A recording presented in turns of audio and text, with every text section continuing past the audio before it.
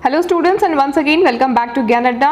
Today we are going to discuss theory of recover the withdrawal of status. So this is continuation of theories of entrepreneurship. Now we are on part 13.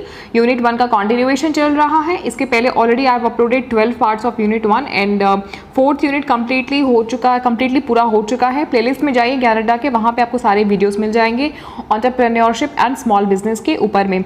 इसके पहले हमने economic theory पढ़ा, Schumpeter's theory of innovation पढ़ा, Max Weber की theory of social change को भी पढ़ा. Previous lecture में हमने पढ़ा कि the uncertainty bearing theory of Knight. काफ़ी सारी थ्योरी हम ऑलरेडी पढ़ चुके हैं, इकोनॉमिक थ्योरी भी हम पढ़ चुके हैं. तो अभी हम लोग पढ़ने वाले हैं withdrawal of status respect, and this theory was propounded bye E Hagin. तो इस थ्योरी को हेगन्स थ्योरी के नाम से भी जाना जाता है. So without any further do start करते हैं आज का लेक्चर. तो जैसे कि मैंने आपको बताया कि ये जो थ्योरी है इसके प्रोपाउंडर है ई हेगन. इन्होंने जो अटेम्प्ट किया हुआ है अपनी थ्योरी के थ्रू समझाने का, वो एक सोशल चेंज के बारे में इन्होंने समझाया है कि कई बार क्या होता है कि कुछ लोगों को या कुछ कम्युनिटी को या कुछ सोसाइटी के ऐसे मेंबर्स को या माइनॉरिटी ऑफ ग्रुप्स को, पीपल को कई बार सोसाइटी में एक्सेप्टेंस नहीं मिलता है, मतलब उन्हें स्वीकृति नहीं मिलती है, सोसाइटी में समाज उन्हें स्वीकार नहीं करता है. तो वो लोग अपने स्टेटस को वापस से पाने के लिए, अपनी रिस्पेक्ट को वापस से पाने के लिए, जो उनका रिस्पेक्ट कहीं ना कहीं विड्रॉ हो जाता है या जो स्टेटस विड्रॉ हो जाता है, उसके लिए वो कुछ नया करते हैं सोसाइटी में. चाहे वो नए आइडियाज़ को लेके आते हैं, नया एंटरप्रेन्योर स्टैब्लिश करते हैं, नई टेक्नोलॉजी लेके आते हैं, कुछ तो वो नया विचार या नव परिवर्तन लेकर के आते हैं, रिफॉर्मिस्ट होते हैं, रिचुअलिस्ट होते हैं, या कई भी, मतलब हम ये सारी चीज़ें पढ़ेंगे, हम एक ओवरव्यू ले रहे हैं अभी. तो वो आते हैं सोसाइटी में सारी चीज़ों को लेकर के और वो बन जाते हैं एंटरप्रेन्योर. तो ये जो थ्योरी है इनके प्रोपाउंडर हैं ई हेगन. इन्होंने एक चीज़ देखा कि सोसाइटी में एक अजीब तरीके का चेंज होता है जब ऐसे ग्रुप ऑफ कम्युनिटी या ऐसे ग्रुप ऑफ पीपल को लोग एक्सेप्ट नहीं करते हैं सोसाइटी में. तो इस थ्योरी ऑफ सोशल चेंज में उन्होंने क्या बताया कि एक जो आपकी थ्योरी ऑफ सोशल चेंज है दैट इज़ डिफरेंट, वो बिल्कुल कंप्लीटली डिफरेंट है. सोशल चेंज वाला कंसेप्ट जो हमने इसके पहले पढ़ा हुआ था उससे इसका कोई वास्ता नहीं है, बिल्कुल भी वास्ता नहीं है. वो हमने रिलीजन वाला पढ़ा हुआ था. मैक्स वेबर की जो थ्योरी थी, थ्योरी ऑफ सोशल चेंज, जिनमें उन्होंने प्योर जो उनका एम्फेसिस था, जो उनका पूरा एक बोल सकते हो कोर था, जीस्ट था उस थ्योरी का, वो रिलीजन के बेसिस पे था, धर्म के बेसिस पे था. यहाँ पे वो चीज़ बिल्कुल भी नहीं है. यहाँ पे वैल्यू की बात हो रही है, यहाँ पे स्टेटस की बात हो रही है ना. यहाँ पे रिस्पेक्ट की बात हो रही है. यहाँ पे ये बिल्कुल अलग ही पूरा कंसेप्ट है. तो इनमें हेगन ने क्या बोला, सोशल चेंज के अंदर में उन्होंने अपनी थ्योरी में एक्सप्लेन किया कि जब कुछ मेंबर्स होते हैं सोसाइटी के या कुछ सोशल ग्रुप जब ये फील करते हैं कि जब उनकी वैल्यू या जब उनका स्टेटस सोसाइटी के थ्रू सोसाइटी के द्वारा रिस्पेक्ट नहीं किया जा रहा है, स्वीकार नहीं किया जा रहा है, तो उसकी स्वीकृति के लिए, अपनी रिस्पेक्ट को वापस पाने के लिए वो कुछ इनोवेशन करते हैं, कुछ वो नव परिवर्तन करते हैं. हेगन बोलते हैं कि एंटरप्रेन्योरशिप मतलब उद्यमशीलता एक तरीके का ऐसा फंक्शन है उन ग्रुप ऑफ पीपल के लिए जिसमें वो अपने स्टेटस को विड्रॉवल करते हैं, मतलब पुनर्प्राप्ति के लिए, अपने स्टेटस की पुनर्प्राप्ति को पाने के लिए वो एक फंक्शन करते हैं, कार्य करते हैं. उस कार्य का नाम उन्होंने दिया एंटरप्रेन्योरशिप. देखिए दोस्तों, देखिए फ्रेंड्स, देखिए क्या है कि बहुत सारे स्कॉलर्स आए, बहुत सारे प्रोफेसर्स आए, उन्होंने अपनी अपनी थ्योरीज दिया एंटरप्रेन्योरशिप के अंदर में, क्योंकि आपके एकेडमिक्स का ये पॉइंट मतलब एकेडमिक्स का आपके ये टॉपिक है, इस वजह से हमें थ्योरीज पढ़नी पड़ रही है. लेकिन बिल्कुल भी ज़रूरी नहीं है कि ये थ्योरीज के ही आधार पे कोई एक व्यक्ति उद्यमी बन सकता है या बिजनेस कर सकता है या स्टार्टअप कर सकता है. ये इनकी अपनी सोच थी, हम इनकी सोच के बारे में पढ़ रहे हैं. ये बिल्कुल भी सही नहीं है, कहना बिल्कुल भी गलत होगा ये बात कि जो ये बोल रहे हैं या जो थ्योरी इनकी आई थी वो 110% सही है. हर थ्योरी की अपनी अपनी क्रिटिसिज्म भी हुई है, इसीलिए हर एक ग्राउंड पे, है ना.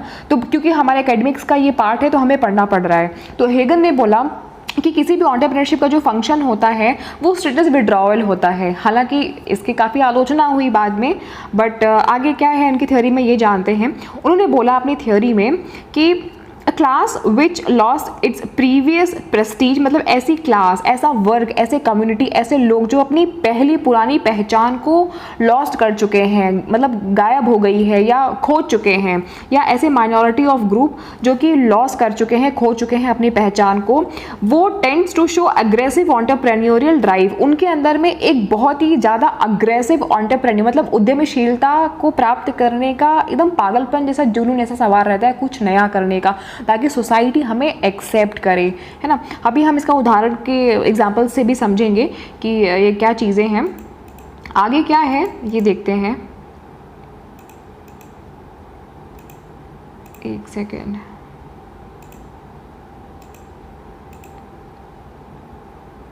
Okay, so Hagen postulates 4 type of event which can produce status withdrawal. Hagen ने 4 तरीके के इवेंट को पोस्ट्यूलेट किया और ये बताया कि जो स्टेटस विड्रॉवल हम 4 इन सिचुएशन में करते हैं। पहला तो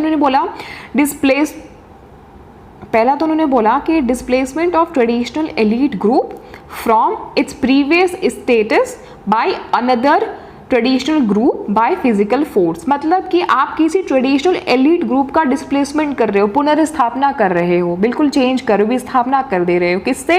एक नए ट्रेडिशनल ग्रुप से, और फोर्सफुली कर रहे हो, आप फिजिकल फोर्स के थ्रू कर रहे हो। जब फिजिकल फोर्स की बात आती है तो मतलब शारीरिक बल की बात आ जाती है। मतलब वहाँ पर अगर ज़रूरत पड़ती है तो आप कहीं ना कहीं अपने हाथ पैर का भी इस्तेमाल करते हो, एक फिजिकल फोर्स का आप यूज़ करते हो। तो एक ट्रेडिशनल एलीट ग्रुप के डिस्प्लेसमेंट की बात हो रही है किसी दूसरे अनदर ट्रेडिशनल ग्रुप से फिजिकल फोर्स के थ्रू आप कहीं ना कहीं अपने प्रीवियस स्टेटस को पाने का कोशिश करते हो। अगर आप इसको इस तरीके से समझो तो एक बोलते हैं एक पारंपरिक जो होता है कि पारंपरिक समूह का शारीरिक मतलब फिजिकल फोर्स के थ्रू दूसरे पारंपरिक समूह द्वारा अपनी पिछली स्थिति की विस्थापना। मतलब अपनी पिछली स्थिति का मतलब जो प्रीवियस आपकी स्टेज थी या प्रीवियस आपकी प्रेस्टीज थी, आप उसको पूरा कंप्लीटली विस्थापना करने की कोशिश करते हो फोर्सफुली। तो इसमें नेक्स्ट क्या है कि जो हेगन है वो ऐसा पोस्टुलेट करते हैं, मतलब वो ऐसा मानते हैं। मतलब पोस्टुलेशन का मतलब होता है कि स्वयं सिद्ध मान लेना, किसी चीज़ को मान लेना कि हाँ भाई ये जो हमारा जो सोचना है या जो हमारा तरीका है ये ही सही तरीका है। तो उनका ये कहना था कि जो स्टेटस विड्रॉवल होता है तो ये कुछ इवेंट्स में होता है। मतलब कि कुछ ऐसी घटनाक्रम होते हैं जिनमें किसी भी पर्सन का या किसी भी कम्युनिटी के ग्रुप का या ग्रुप ऑफ पर्सन का स्टेटस विड्रॉवल किन किन इवेंट्स में। तो पहला तो हमने समझा कि डिस्प्लेसमेंट जब होता है ट्रेडिशनल एलीट ग्रुप का bye previous status of another traditional groups, ठीक है, फिजिकल फोर्स के थ्रू। दूसरा होता है कि डेनिग्रेशन ऑफ वैल्यूज़। मतलब डेनिग्रेशन का मतलब होता है अवमूल्यन, या कभी कभी आप बोल सकते हो, एक वर्ड सुना होगा बदनामी करना, राइट, बदनामी करना या अवमूल्यन। तो कभी कभी जो सुपीरियर ग्रुप होते हैं, मतलब ऐसे ग्रुप, कोई समूह जिसका कोई सुपीरियर हो, मतलब कोई हेड हो, उसके थ्रू कुछ ऐसा, उसके एटीट्यूड के थ्रू कुछ ऐसा हरकत हो जाए या कुछ ऐसी एक चेंज हो जाए जिसकी वजह से जो उनकी पर्टिकुलर कम्युनिटी है या पर्टिकुलर जो ग्रुप है तो उनका जो वैल्यू है, जो सिंबल है वो डेनिग्रेट हो जाए, कहीं ना कहीं वो बदनाम हो जाए या उनका अवमूल्यन होना शुरू हो जाए। तो कहीं ना कहीं जो स्टेटस है वो विड्रॉल होने लगता है। मतलब कि उन पर्टिकुलर एक ग्रुप की या कम्युनिटी की जो पहचान है, जो प्रेस्टीज है वो खोने लगती है ना। अब आप एकदम एग्जाम्पल से समझो कि अगर मान लो कोई कम्युनिटी है, मैं किसी कम्युनिटी का या नाम लेकर के स्पेसिफाई नहीं करने वाली हूँ। जैसे कम्युनिटी का मतलब आप समझो जैसे कि हिंदू होते हैं, है ना, हिंदू होते हैं, मुस्लिम्स होते हैं, सिख्स होते हैं, फिर क्रिश्चियन होते हैं, एंड सो ऑन एटसेट्रा, बहुत सारी कम्युनिटी होती है। तो कोई एक कम्युनिटी का जो हेड है ना, वो कोई ऐसा कृत्य कर दे, कोई वो ऐसा काम कर दे, है ना, जो गलत हो, जिसको सोसाइटी एक्सेप्ट नहीं करती हो, या जो एथिकली या ह्यूमैनिटी वाइज भी गलत हो, तो कहीं ना कहीं उस कम्युनिटी को बिलोंग करने वाले जितने भी लोग होते हैं वो उससे इन्फ्लुएंस होने लगते हैं या उसको फॉलो करने लगते हैं या नहीं भी फॉलो करते हैं। तो क्योंकि वो गलत कर रहे हैं तो बाकी के समाज के जो लोग हैं वो उसको एक्सेप्ट नहीं करते हैं। तो वो एक वैल्यू जो होती है उस कम्युनिटी की वो कहीं ना कहीं डेनिग्रेट होने लगती है, उनकी बदनामी होने लगती है, उनका अवमूल्यन होने लगता है। कुछ कई बार ऐसे बहुत सारे ऊपर बैठे हुए जो लोग हैं कुछ ऐसे स्टेटमेंट पास कर देते हैं या कुछ उनका ऐसा उनके एटीट्यूड, मतलब जो एक रिप्रेजेंटेटर होते हैं उस पर्टिकुलर कम्युनिटी के, उनके ही थ्रू कई बार कुछ ऐसी चीज़ें हो जाती हैं, राइट। तो वही चीज़ है डेनिग्रेशन ऑफ वैल्यूज सिंबल्स। फिर इसमें क्या है थर्ड पॉइंट की इनकन्सिस्टेंसी, एक second, yes, third point is कि inconsistency of static symbol with a changing distribution of economic power. मतलब कि जब आपके स्टैटिक सिंबल में इनकन्सिस्टेंसी होती है, अस्थिरता होती है, और आपका जो डिस्ट्रीब्यूशन है अपने इकोनॉमिक पावर में वो चेंज होता रहता है। मतलब आर्थिक शक्ति के, मतलब जो आपकी इकोनॉमिकल पावर है वो हमेशा चेंज होती रहती है और वो एकदम कांस्टेंट नहीं रहता है। और कांस्टेंट नहीं होने की वजह से भी कहीं ना कहीं आपका जो स्टेटस है वो विड्रॉवल की पोजीशन में चला जाता है। आप अपनी प्रेस्टीज, अपना स्टेटस लूज़ करने लगते हो जब आपकी इकोनॉमिकल पावर आपके उस पर्टिकुलर जिस भी आप कम्युनिटी से बिलोंग करते हो वो चेंज होती रहती है इनकन्सिस्टेंसी की वजह से। आज आप कुछ कह रहे हो फिर कल को आप कुछ और मान लोगे, तो आपकी जो इकोनॉमिकल पावर है, जो आप जो जिस सिंबल को आप फॉलो अप कर रहे हो वो कंसिस्टेंट नहीं है, वो चेंज हो रही है, तो आप कहीं ना कहीं अपना स्टेटस एक समय के बाद लूज कर जाते हो। फिर फोर्थ पॉइंट है इसमें कि non acceptance of expected status on migration to a new society. कई बार क्या होता है कि आप एक सोसाइटी से एक समाज से दूसरे समाज में जब माइग्रेट करते हो तो कई बार वहाँ के जो लोग होते हैं वो आपको एक्सेप्ट नहीं करते हैं, है ना। इसमें आपका कोई दोष नहीं होता है, इस जस्ट कि वो लोग एक नए कम्युनिटी को तुरंत से एक्सेप्ट नहीं करते हैं। जैसे फॉर एग्जांपल ऐसा हुआ था, हमारे कंट्री में भी हुआ था कि जब बांग्लादेश के जो लोग हैं हमारे इंडिया में आए थे माइग्रेट करके, राइट, तो क्या हुआ था कि इन लोगों को ना एक्सेप्टेंस नहीं मिल रही थी हमारे सोसाइटी में कहीं ना कहीं ना। आज भी ये कहना तो गलत नहीं होगा, बट फिर भी इन बात की थोड़ी बहुत तो सच्चाई है ही। ये क्यों काम नहीं कर रहा है? 1947 का ये जब हमारा वॉर हुआ था, ठीक है, उसके बाद कहीं ना कहीं कुछ कम्युनिटी ऐसी थी, मैं नाम नहीं लेना चाहती उन कम्युनिटीज़ का, बट इट्स ट्रू, ये फैक्ट है कि कहीं ना कहीं उनको हमारा जो कम्युनिटी था मतलब कुछ एक कम्युनिटी को दूसरी कम्युनिटी कहीं ना कहीं एक्सेप्ट नहीं कर पा रही थी। कारण कुछ भी था, हम कारण पे नहीं जाते हैं, बट हम एक एक्सेप्टेंस के ऊपर में बात कर रहे हैं। तो कहीं ना कहीं वहाँ पे मेंटल लेवल पर या इमोशनल लेवल पे वहाँ पे नॉन एक्सेप्टेंस था। हम लोग अब जैसे आप साउथ में ही चले जाओ तो जो लोग नॉर्थ के होते हैं वो कहीं ना कहीं एडजस्ट नहीं हो पाते वहाँ पे, तो वहाँ की सोसाइटी चाहे तो उन्हें एक्सेप्ट नहीं कर पाती है। अगर आप यूपी के हो या अगर आप बिहार के हो, आप महाराष्ट्र में जाते हो या अगर आप डेवलप्ड बहुत प्लेस में जाते हो, है ना, आप या एक रिमोट एरिया के हो, गांव के हो, है ना, या विलेज में रहने वाले हो, और आप तुरंत से चले जाते हो वहाँ पे किसी बहुत वेल स्टैब्लिश जगह पे चले जाते हो या मॉडर्न प्लेस पे चले जाते हो, तो कहीं नहीं वहाँ की सोसाइटी आपको तुरंत एक्सेप्ट नहीं करती, टेक्स टाइम, है ना। आप यूएस में जाते हो, इंडियंस जब यूएस में जाते हैं कुछ काम करने के लिए या स्टडीज़ के लिए, वॉट एवर जो भी चीज़ के लिए, तो उनका एक्सेप्टेंस होता है, मतलब नॉन एक्सेप्टेंस होता है। तो वही चीज़ है, तो वहाँ पर क्या है कि वो लोग अपने स्टेटस के एक्सेप्टेंस के लिए, उनकी अपनी वैल्यूज़ को सस्टेन करने के लिए, विड्रॉल ऑफ स्टेटस के मतलब में जाने के लिए वो लोग क्या करते हैं, कुछ ना कुछ नया इनोवेटिव अपनी पहचान बनाते हैं, कुछ इनोवेटिव करते हैं, कुछ चीज़ें करते हैं। अब इसमें हेगन्स आगे क्या बोलते हैं कि हेगन्स ने अपना ओपिनियन आगे दिया कि यहीं से मतलब इसी पॉइंट से क्रिएटिव इनोवेशन कहीं ना कहीं जन्म लेता है, और ये एक बेसिक फीचर भी है किसी भी इकोनॉमिक के ग्रोथ का, मतलब आर्थिक विकास का ये एक इम्पॉर्टेंट फीचर भी है। क्या? Creative innovation. उन्होंने डिस्क्राइब किया एंटरप्रेन्योर को एज अ क्रिएटिव प्रॉब्लम के रूप में, creative problem shooter and interested in things न practical and technological real. Real का मतलब होता है स्फेयर, या मतलब किसी पर्टिकुलर क्षेत्र की बात हो रही है, किसी पर्टिकुलर स्फेयर की बात हो रही है, तो टेक्नोलॉजिकल क्षेत्र की बात हो रही है यहाँ पर। तो उन्होंने एंटरप्रेन्योर को डिस्क्राइब किया कि वो क्रिएटिव प्रॉब्लम को वो शूटर हैं, मतलब सॉल्व करते हैं, और वो प्रैक्टिकल सोल्यूशन लेकर के आते हैं, और टेक्नोलॉजिकल रिल्म मतलब इस टेक्नोलॉजी मतलब तकनीक के क्षेत्र में उनको काफ़ी इंटरेस्टेड होते हैं। और ऐसे जो इंडिविजुअल्स होते हैं, ऐसे जो व्यक्ति होते हैं, वो क्या करते हैं, feels a sense of increase pleasure, मतलब उनके पास में काफ़ी मतलब प्लेजर को इंक्रीज करने का और उसको फील करने का एक सेंस भी होता है जब वो प्रॉब्लम को फेस करते हैं, क्योंकि वो चीज़ों को जितने भी मतलब डिसऑर्डर्स या जितने भी ऑब्स्टेकल्स आते हैं उनके सामने उनको टॉलरेट करते हैं, और बिना किसी डिस्कम्फर्ट के, मतलब बिना किसी परेशानी के, बिना किसी प्रॉब्लम के वो प्रॉब्लम्स को फेस करते हैं, उनके सोल्यूशन को निकाल के लाते हैं, और वो कहीं ना कहीं फिर उसके बाद जो उनको चीज़ मिलती है, जो प्लेजर मिलता है, जो सुख मिलता है, या जो भी चीज़ें उनको उसके बाद प्रॉफिट या बेनिफिट या कुछ भी बोल सकते हो रिवॉर्ड के रूप में मिलता है, वो काफ़ी उसको इंजॉय भी करते हैं। अगर ट्रेडिशनल सोसाइटी की बात करें, आगे इसमें लिखा है कि ट्रेडिशनल सोसाइटी में क्या होता है, जैसे position of authority are granted on basis of status rather than individual ability. पहले की ट्रेडिशनल सोसाइटी में क्या होता है, पारंपरिक समाज में क्या होता है कि जो अथॉरिटी जो मतलब पोजीशन ऑफ अथॉरिटी होती है, मतलब जो एक सत्ता की बात हो रही है, तो सत्ता पे की पोजीशन इसको मिल जाती है, एक प्लेस मिल जाता है, तो वो स्टेटस के आधार पे लोगों को मिल जाता है। मतलब कि उनकी भले ही खुद की कोई एबिलिटी ना हो, मतलब खुद की उनके अंदर में कुछ ताकत ना हो करने का या सोचने की या किसी भी चीज़ को करने की इंडिविजुअल क्षमता ना हो, लेकिन ट्रेडिशनल सोसाइटी में जो पोजीशन मिलती है लोगों को, जो पद मिलता है, अथॉरिटी, वो उनको एक वो स्टेटस के आधार पे ही मिल जाती है ना। अगर आप अगर ब्राह्मण हो तो फिर ऑब्वियसली आपको मंदिरों में एंटरटेन करा ही जाएगा, आपको मतलब वो एक रिस्पेक्ट दिया ही जाएगा। नेक्स्ट इसमें है कि that is why Hagen visualize an innovative personality. इसलिए हेगन ने विजुअलाइज किया कि जो एंटरप्रेन्योर्स की पर्सनालिटी होती है वो काफ़ी इनोवेटिव होती है, मतलब कि नव परिवर्तन वाली होती है, क्योंकि वो कुछ नया वो करते रहते हैं। तो हेगन ने अपने एक बात को यहाँ पे रखा कि स्टेटस, सोसाइटी में स्टेटस को विड्रॉ करने के लिए ये 4-5 चीज़ें होती हैं जो कि हर एक इंडिविजुअल को कहीं ना कहीं करनी पड़ती हैं। हालांकि ये उनकी सोच थी, ये कितनी सही थी कितनी गलत थी बाद में हम इसको पढ़ेंगे कि इनकी आलोचना भी हुई। इन्होंने 4 तरीके के रिस्पॉन्स को भी बताया जो कि एसेस करता है, मतलब जो कि निर्धारित करता है किसी की भी पर्सनैलिटी को, मतलब किसी के व्यक्तित्व का निर्धारण ये 4 तरीके के जो रिस्पॉन्स होते हैं इनके आधार पर होता है। तो पहला तो होता है रिट्रीटिस्ट। रिट्रीटिस्ट का मतलब क्या होता है? जो कि पीछे हट जाते हैं। कुछ लोग ऐसे होते हैं जो कि पीछे हट जाते हैं, मतलब काम को शुरू किया और फिर काम को शुरू करने के बाद उसको बीच में ही छोड़ देते हैं और फिर वहां से वो बैकफुट हो जाते हैं, पीछे हट जाते हैं। तो ऐसे लोगों को उन्होंने रिट्रीटिस्ट के श्रेणी में रखा। मतलब जो समाज में कुछ काम के लिए जुड़ते तो हैं लेकिन अपने काम और स्थिति के प्रति वो बहुत उदासीन रहते हैं, वो रिस्पॉन्सिबल नहीं होते हैं।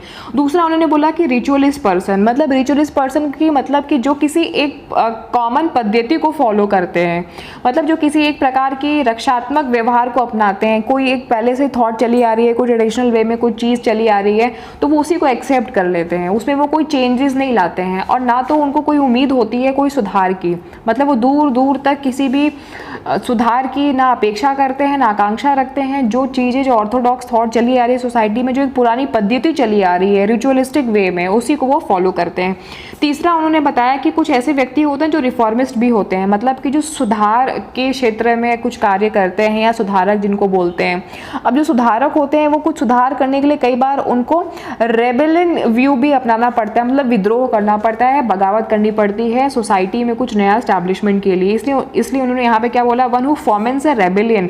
फॉर्मेंस अ रेबेलियन का मतलब ये कि जो विद्रोह को भड़काने का काम करते हैं। यहाँ पे एक वर्ड है फॉर्मेंस। फॉर्मेंस का मतलब होता है कि किसी चीज़ को प्रवोक करना या किसी को भड़काना। रेबेलियन का मतलब होता है विद्रोह करना, जब आप किसी के अगेंस्ट में जाते हो। तो जब आप नई सोसाइटी का एस्टैब्लिशमेंट करते हो तो कहीं ना कहीं आपके अगेंस्ट भी 4-5 लोग खड़े रहते हैं, या एक पूरी बोले तो कम्युनिटी खड़ी रहती है। आप उनको आप रेबेल करते हो, उनका आप विद्रोह करते हो अपनी एक नई सोच या अपना एक नया सोसाइटी को खड़ा करने के लिए। चौथा पॉइंट उन्होंने बोला कि कुछ एक ऐसी भी पर्सनैलिटी होती है जो इनोवेटर पर्सनैलिटी होती है, मतलब कि जो सोसाइटी में नव परिवर्तन लेकर के आती है। ऐसे क्रिएटिव इंडिविजुअल होते हैं जो फाइनली मान ही लिया जाता है कि जो एंटरप्रेन्योर होते हैं, जो नए मेथड को लेके आते हैं, नए आइडिया को लेके आते हैं या नए प्रोडक्ट को लेकर के आते हैं मार्केट में। नेक्स्ट है इसमें कि innovation requires creativity and such creative individual cause growth. मतलब जो इसमें इनोवेशन होता है वो क्रिएटिविटी को रिक्वायर करता है और ऐसे क्रिएटिव इंडिविजुअल्स के ही वजह से इकोनॉमी जो है वो ग्रोथ होती है। आगे हिगिंस बोलते हैं कि ऐसी पर्सनालिटी जो स्टेटस रिस्पेक्ट लूज़ कर जाती हैं या जिनके स्टेटस रिस्पेक्ट का विड्रॉवल हो जाता है, तो ऐसी पर्सनैलिटी इमर्ज होकर के आती हैं एज अ एंटरप्रेन्योर, या ऐसे सोशल ग्रुप्स एक्सपीरियंस करते हैं जो विड्रॉवल ऑफ स्टेटस रिस्पेक्ट। तो ये एज अ एंटरप्रेन्योर या सक्सेसफुल एंटरप्रेन्योर के रूप में आगे उभर के आते हैं। So whenever there is any withdrawal of status respect, so जब भी किसी भी कम्युनिटी का या मेंबर्स का या सोशल ग्रुप के स्टेटस का विड्रॉवल होता है तो वहाँ पे क्या होता है, वहाँ पे कुछ न कुछ नया इनोवेशन होता है। कोई न कोई इंडिविजुअल, कोई न कोई व्यक्ति वहाँ से निकल के आता है क्रिएटिव माइंड के साथ में, और वो एंटरप्रेन्योर यानी कि उद्यमशीलता का विकास करता है या मतलब एंटरप्रेन्योर का विकास करता है। एक एंटरप्राइज इसको स्टैब्लिश करने की कोशिश करता है, कुछ तो वो नया सोसाइटी में करने की कोशिश करता है। अब इनके थ्योरी के कुछ आलोचनाएं भी हुई हैं। क्रिटिक्स ने अपने अपने पॉइंट्स, अपने अपने ओपिनियंस रखे हैं इनके थ्योरी के अपोजिशन में। अब क्या चीज़ें रखी हैं उसको थोड़ा सा देख लेते हैं। इनकी थ्योरी को पढ़ने के बाद में क्रिटिक्स का कहना है कि the theory acts to distinguish between entrepreneurship and intrapreneurship. इनकी थ्योरी से हमें एंटरप्रेन्योरशिप और इंट्राप्रेन्योरशिप के बीच का जो डिफरेंस है वो पता चलता है। तो अभी हम आगे के नेक्स्ट लेक्चर में इस बात को भी पढ़ेंगे जब भी थ्योरी वाला पोर्शन कंप्लीट हो जाता है कि एंटरप्रेन्योरशिप या और इंट्राप्रेन्योरशिप में दोनों में क्या डिफरेंस होता है। तो इनकी जो थ्योरीज़ हैं, so there are different factors within the organization. मतलब किसी भी ऑर्गेनाइजेशन के अंदर में अलग अलग फैक्टर्स होते हैं जो कि मोटिवेट करते हैं वहाँ के एग्जीक्यूटिव्स को या प्रोफेशनल्स को कि वो इनोवेशन कर सकें, या इनोवेटिव बिहेवियर के लिए उनको फोर्स करती है, या उनके इनोवेटिव बिहेवियर की वजह से न्यू प्रोडक्ट्स या न्यू सर्विसेज आते हैं मार्केट में।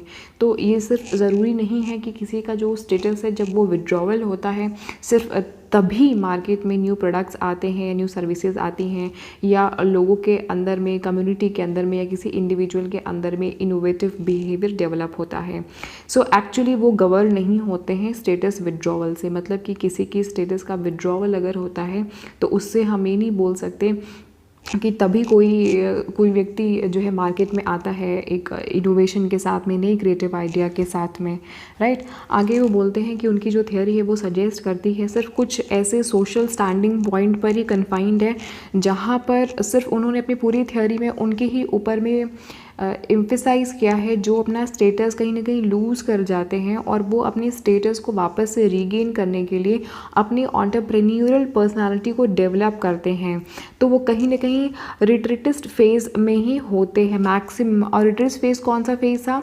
रिट्रीटिस्ट वाला फेज़ वो था जहाँ पे लोग पीछे हट जाते हैं, जब काफ़ी सारा चीज़ सोच करके वो मार्केट में आते तो हैं कि मैं ये चीज़ शुरू करूँगा या मैं वो चीज़ शुरू करूँगा, मैं इस तरीके से काम करूँगा, लेकिन मार्केट में वो सस्टेन नहीं कर पाते हैं और उनको एट द एंड पीछे हटना पड़ता है। जो सोसाइटी में किसी काम को करने के लिए जुड़ते हैं लेकिन अपने काम और अपनी सिचुएशन के लिए वो लोग रिस्पॉन्सिबल नहीं होते हैं। सो वही चीज़ उन्होंने आगे बात बोली है। आगे उन्होंने बोला है कि जो थ्योरी है also presupposes as a long term perspective of entrepreneurial growth. तो ये एंटरप्रेन्योरल ग्रोथ के लिए एक तरीके से लॉन्ग पर्सपेक्टिव के लिए इन्होंने ये वहाँ पे बहुत पहले से ही कोई चीज़ के बारे में सपोज़ कर लेते हैं कि भाई हमारा सोसाइटी में एक्सेप्टेंस होगा या नहीं होगा। तो ये एक बहुत ही अलग ही पर्सपेक्टिव वाली थ्योरी उन्होंने दी हुई है। ऐसा किनका कहना था? ऐसा कहना था इनका आलोचकों का कहना था। आगे उन्होंने बोला कि about 3 to 5 generation of the emergence of entrepreneurship. So आगे आने वाली 3 से 5 जो जनरेशन है उनके लिए एक अलग ही पर्सपेक्टिव फ्रेम आउट कर देती है ये थ्योरी। बट ऐसा एक्चुअली में होता नहीं है। इंडिया में क्या था, जो first generation are quite successful in their entrepreneurial behaviour. JP Gaur of Jaiprakash Industries and Sunil Mittal of Bhartiya Group etc. can be cited in this context। अब यहाँ पे एग्जाम्पल्स कुछ दिए हुए हैं कि जैसे इंडिया में अगर फर्स्ट जनरेशन की हम बात करें तो कुछ एंटरप्रेन्योर्स ऐसे थे जिनकी सोसाइटी में कुछ ऐसा स्टेटस विड्रॉल वाली कंडीशन नहीं थी, बट फिर भी वो एक सक्सेसफुल एंटरप्रेन्योर थे। उन्होंने सक्सेसफुल एंटरप्राइज को खड़ा किया। जैसे कि एग्जांपल है जेपी गौर का, जिन्होंने जयप्रकाश इंडस्ट्रीज़ को स्टैंड अप किया था, एंड सुनील मित्तल का एग्जांपल दिया जिन्होंने भारतीय ग्रुप को स्टैंड अप किया था। तो these are some examples where it is proven कि आपको एंटरप्रेन्योर एबिलिटीज़ डेवलप करने के लिए या बिहेवियर डेवलप करने के लिए इट इज़ नॉट नेसेसरी कि आपका स्टेटस का विड्रॉवल अगर होता है तो ही आप सिर्फ उन चीज़ों को एक तरीके से कहीं ना कहीं मतलब आगे आ सकते हो या कुछ कर सकते हो। तो इनके इन पॉइंट्स पे थोड़ी सी क्रिटिसिज्म इनको देखनी पड़ी, झेलनी पड़ी। So I hope guys you have enjoy today's session. अगर आपको वीडियो अच्छा लगा, लेक्चर अच्छा लगा, so please like and also do not forget to subscribe my channel because your subscription is my motivation. Will meet in next lecture. Thank you and take care. Bye bye.